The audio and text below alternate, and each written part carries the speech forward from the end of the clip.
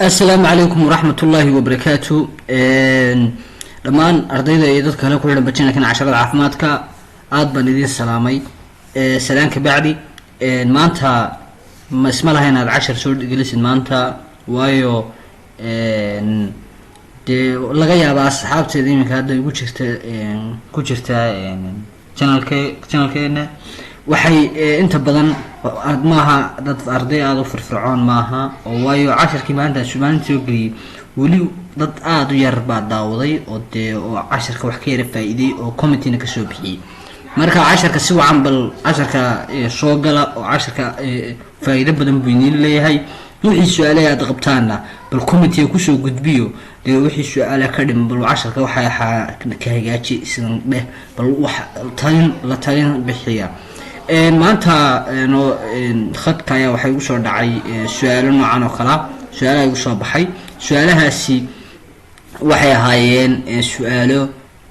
ka hadlaya badbaadada laga badbaadiyo infectionka xanuunada controlkooda saad u controlay xanuun ugana badbaadin lahayd naftaada ayaa maanta su'aalahaas ku saabnaayeen ilaa uu shan su'aalood ay iska fududaayeen certificate bay soo direen qoladaas baro profis la dhaho markaa certificate-kiina magacayga ku xusnaa xudii faa'iidad bile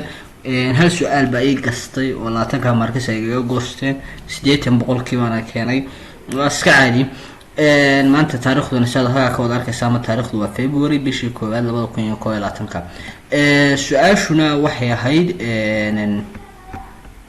su'aashuna waxay ahayd su'aashan bay ahayd a client is diagnosed with a Methelian resistance Staphylococcus aureus pneumonia. What type of isolation is the most appropriate for this client? Hadba anigu waan haystaa hadaba xogti waan haystaa idinku bal xogta ka soo jawaaba waa reverse isolation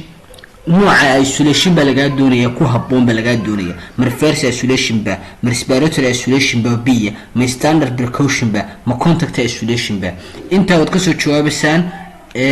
marka wadin soo gelin doona jawaabtan iyadoo faahfaahsan oo waxay ku timaadaan faahfaahsan iyo kay tahay wadin soo gelin doona baladinku isku soo dayo commentiga soo gala oo la talina bixiye la taliya waxa ka dhimantay waxa ku soo dar waxyaalaha soo gali si wada caajisaysantiin asxaabteeda wallahi billahi marka insha Allah khayr baa rajaynaya